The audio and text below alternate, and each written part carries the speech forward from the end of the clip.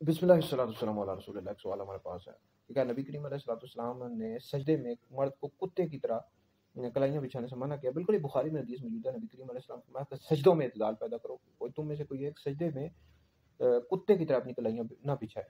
तो ये मर्द के लिए हुक्म ये है कि वो जब नमाज पढ़ा तो अपनी कलाइयाँ जो हैं ज़मीन से उठा करके बिछा कर नहीं रखेगा। ये मकरूह तहरीमी है मर्द के लिए।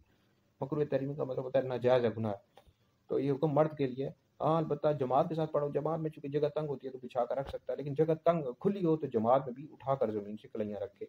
अलहदा पड़ा हो तो फिर तो ये है कि वो अपनी कलाइयों को ज़मीन के साथ बिछा कर नहीं रखेगा, उठा कर रखेगा। हाँ, औरत के लिए हुक्म ये है कि वो अपनी कलाइयाँ ज़मीन के साथ बिछा कर रखे, क्योंकि उसमें औरत के लिए ज़्यादा सितरा पर्दा है और खूब समट कर सजदा करे, ठीक है जी? यानी मर्द की तरह औरत सजदा नहीं करेगी, खूब समट कर सजदा करेगी। तो बहरहाल मर्द के लिए हुक्म ये है कि जब सजदा करे तो कलाइयों को बिछा कर ज़मीन के साथ ना रखे, बल्कि उठा कर रखे। कई लोग होते हैं उनको पता ही नहीं होता, ठीक है जी? नमाज़ पढ़ रहे होते हैं, तो इसमें यह है कि मस्जिद में लगा देनी चाहिए इस तरह की तस्वीर, और लोगों को बताना भी चाहिए कि आप इस तरह सजदा करें, नमाज का दुरुस्त तरीका क्या है, लोगों को बताना चाहिए।